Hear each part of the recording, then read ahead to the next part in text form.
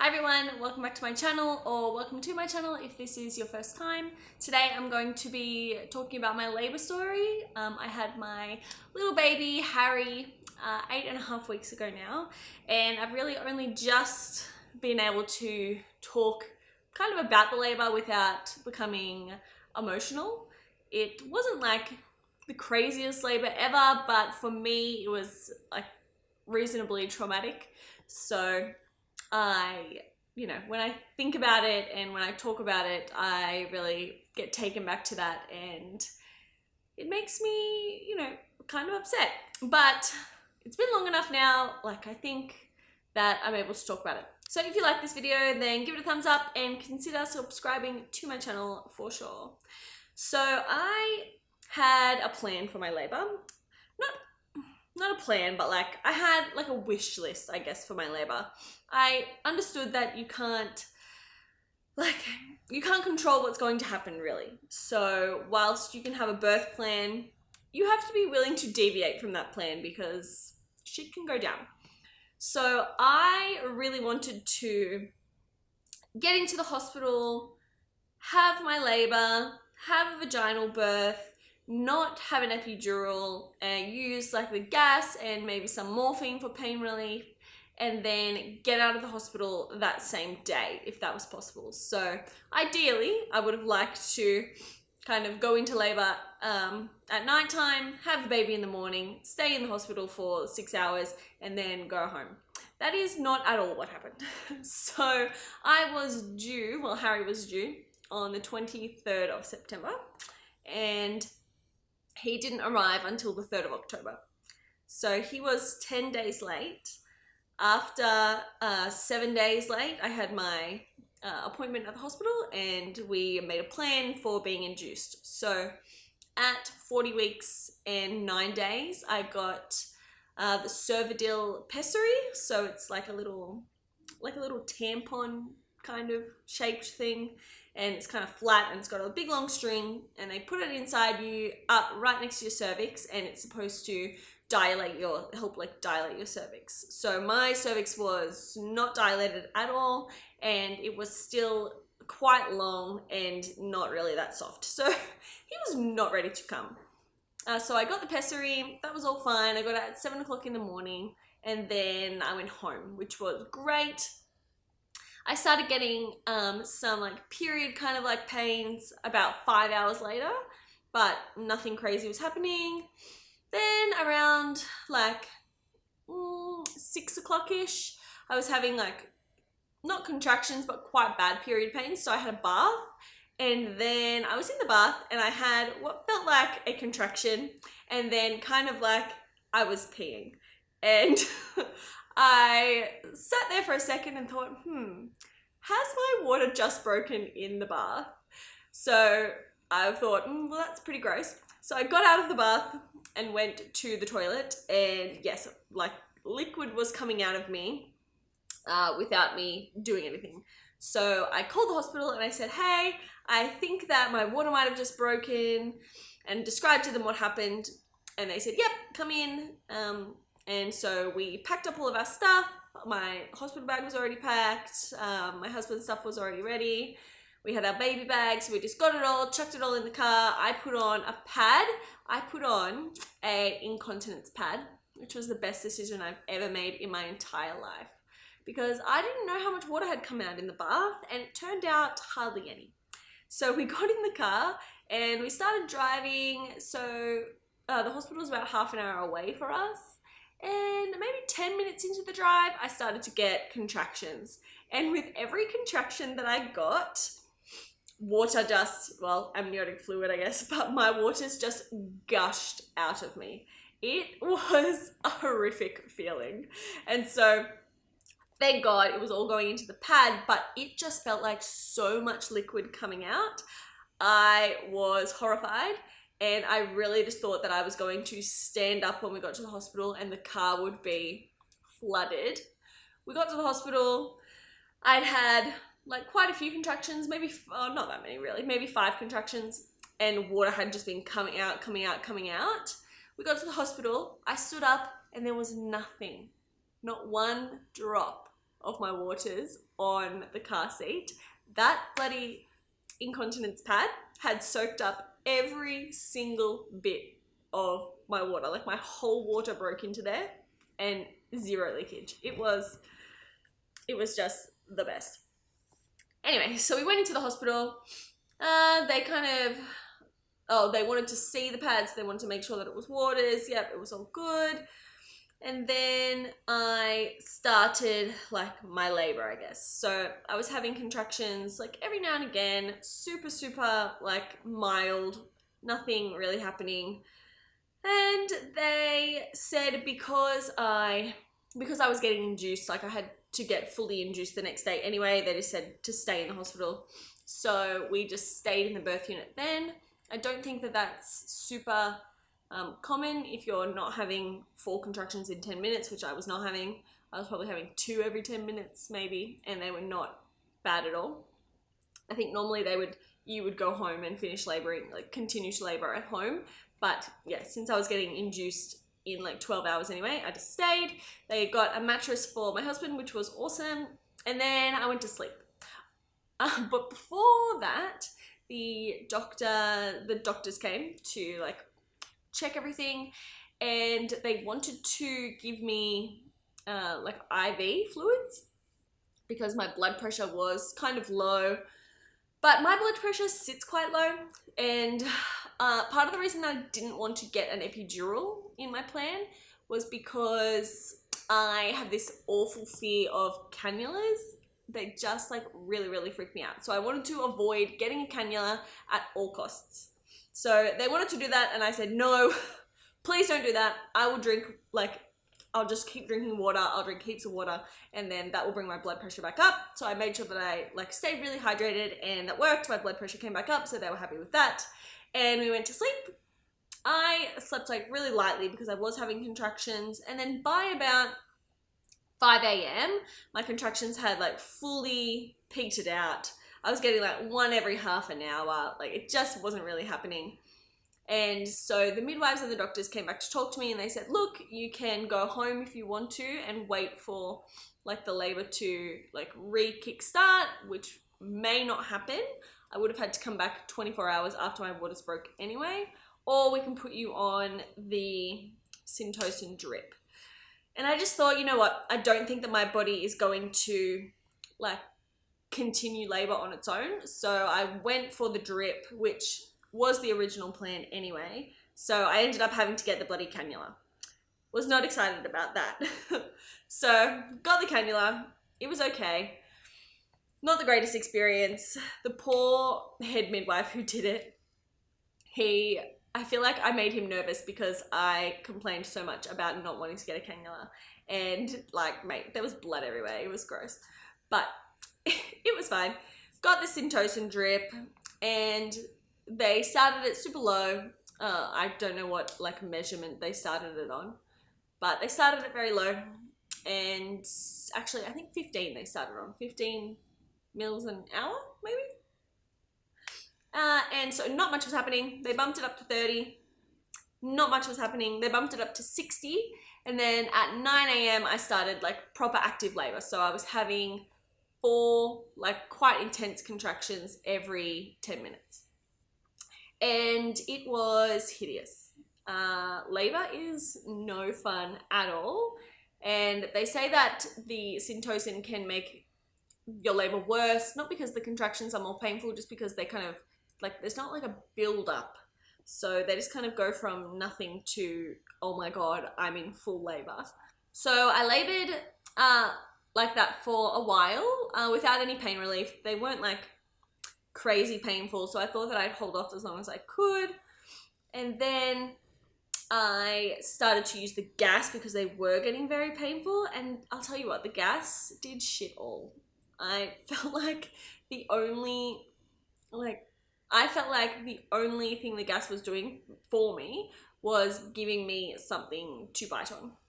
So I'd gotten the Syntocin at 6 a.m, and then at 1 o'clock the midwives came to check how dilated I was. So I think at 9 a.m. I was 2 centimeters dilated, and then 1 o'clock I and then at 1 o'clock they came to check me again, and I was 3 centimeters dilated. So I dilated 1 centimeter in 4 hours, and I was not impressed. I was in so much pain. I was crying. Tears were just like streaming down my face. And I honestly just thought, well, screw it. I've already got this bloody cannula, which I wanted to avoid. I'm just going to get an epidural. So my poor student midwife, I like called her in and I was like, crying. I was like, Cassie, I need an epidural. And she said to me, you know, if you get an epidural, you're stuck to the bed, which I didn't want to be. And I said, yep, I don't care. This pain is too much. Like, I could not deal. So I got an epidural, and it was not as terrifying as I thought it was going to be, but you do have to like lean over really far and stay still through your contractions, which wasn't the worst part. The worst part was that like I had this enormous belly and I was bent right over it, and it just like got shoved up into my ribs. Like, it was so painful just doing that. So the experience of getting the epidural was not the best. Then the epidural only worked on the left-hand side of my body. So I went like completely numb there. It was a bliss, but I was still getting just as intense contractions on the right side of my body. And it was terrible. So they give you like a little top-up thing. And so I was pressing the top up, pressing the top up, pressing the top up. It only lets you actually top up, you know, an amount that's healthy. And it wasn't helping at all. After about 2 hours, I called the midwives back and I said, look, can we get the anaesthetist back? Because this is not working at all. So the anaesthetist came back and she said, yeah, it's pulled out. It had pulled out like a few centimeters. And so she said, look, we can either pump more medicine through to try and get it, or I can remove it and do it again. So I just didn't think that pumping more medicine through was going to have any effect. So I asked her to take it out and do it again. So she ended up going, like pulling it out, going back in and putting it up, starting it a little bit higher. And as soon as she finished putting it in, my life changed. It was so quick that the pain stopped and I was just like blissful. I was loving life. It was amazing. Just like chatting. And then I had like a little nap and, you know, everything was going amazing. So a couple of hours later, I was just like lying on the bed, stooging around. I wanted to eat, but the midwife recommended that I didn't eat just in case something like went wrong and I had to go to surgery. So I just had a little bite of a muesli bar, and thank God she recommended that, because she looked over at the monitor. So they put like a little like monitor, like a heart rate monitor on your belly, 2 of them. One's for your heart rate and one's for the baby's heart rate. And so she looked over and the baby's heart rate had gone down to 80 beats per minute, which was half of what it was supposed to be. So that would be my heartbeat. And she looked over and she thought, oh no, it's fine, because sometimes it moves and it picks up mine instead of the baby's. So she went over, gave it a little jiggle, and it didn't go back up. And she kind of like moved it around on my belly. It still didn't go back up. And she just said, oh, you know, I want to be safe. So she pressed the emergency button and in came 3 other midwives, and they could not find the baby's heartbeat at all. So they like were pushing me around. They were moving the monitor. They put the little like thing on top of his head. I'm not sure exactly what they do, but it's like a little clip that can take a more accurate reading. So they put their hand up and put that on top of his head and still couldn't find the heartbeat. And they were like wiggling the wires, seeing if it was a faulty wire, and nothing was working. So they called in the registrar, and she came in and she looked and she said, look, she said I was still only 4 centimeters dilated and my cervix had really swollen. So the baby's head was just like stuck there and my cervix did not want to open anymore. They were pushing me around so much because I couldn't move that much because of the epidural. they had to like fully just yank my body to try and like get the baby's heartbeat back. So thank God it did come back, but there was a good 10 minutes where I was just lying there crying because I thought the baby was going to die. And my husband was also like pretty distraught.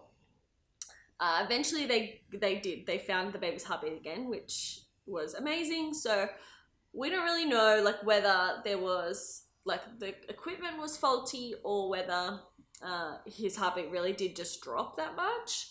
But either way, the surgeon came and she said, look, I think that we should do a cesarean. And I wanted to avoid that at all costs, but honestly, when your baby's life is in danger, like that was the easiest decision of my life. I was just like, yes, like cut him out, like get him out now. So because they had gotten the baby's heartbeat back, I didn't get rushed straight in, which was great.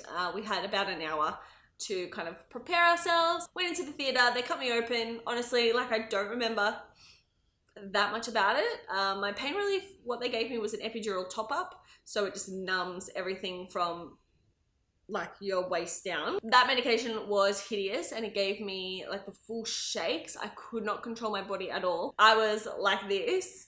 It just, like I couldn't hold my baby or anything after he came out. So anyway, they like put up the sheet and they have those like lights above you. And I was like, I can see my stomach in the reflection of that light. You're gonna need to move that. And they're like, no, it's fine. We'll put the sheet up and you won't be able to see anyway. So they put the sheet up and yes, of course, I couldn't see. And then as they like pulled him out, they dropped the sheet down so that I could see him coming out of my stomach. It was the most amazing thing ever. I just burst into tears and I was like, my baby. Oh, it was the best. And then they cut his umbilical cord.